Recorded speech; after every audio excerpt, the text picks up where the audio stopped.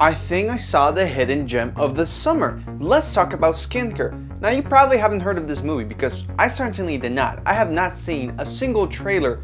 The way I discovered this movie was through AMC Screen Unseen, which essentially is every Monday AMC does this thing where they show you a movie early but you don't know what movie you're gonna see. So it's kind of like a mystery, you know, it could be a banger, it could be a not so good movie.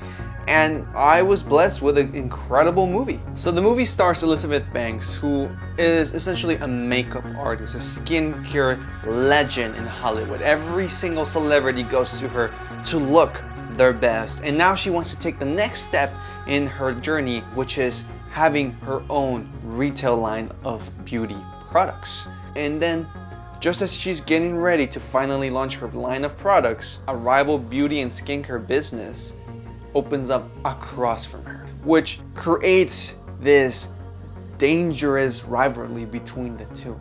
Now, I don't want to say much more than that, but who knew skincare specialists could be dangerous? Who knew that could be a thriller?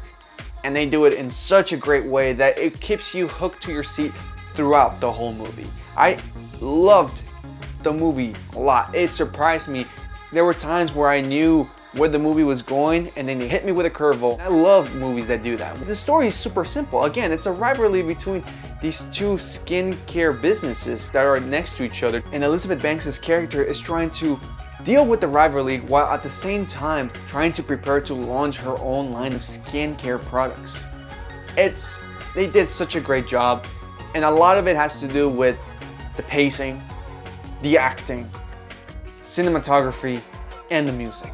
These four factors make such a simple story be thrilling and even at times unpredictable.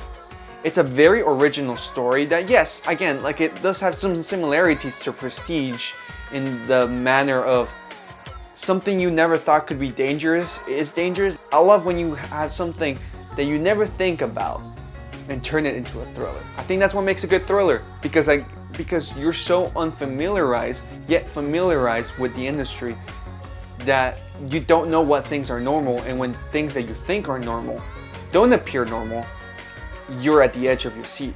Hopefully that made sense. And like I said, the soundtrack was a type of soundtrack that I've personally been trying to hear in a movie for a long time. It had like an 80s vibe to it, but modernized. The moment I started listening to the music, I was like, this is not gonna be just some silly rivalry. Like, it's gonna get dangerous. I am surprised why there's no trailers that I haven't seen.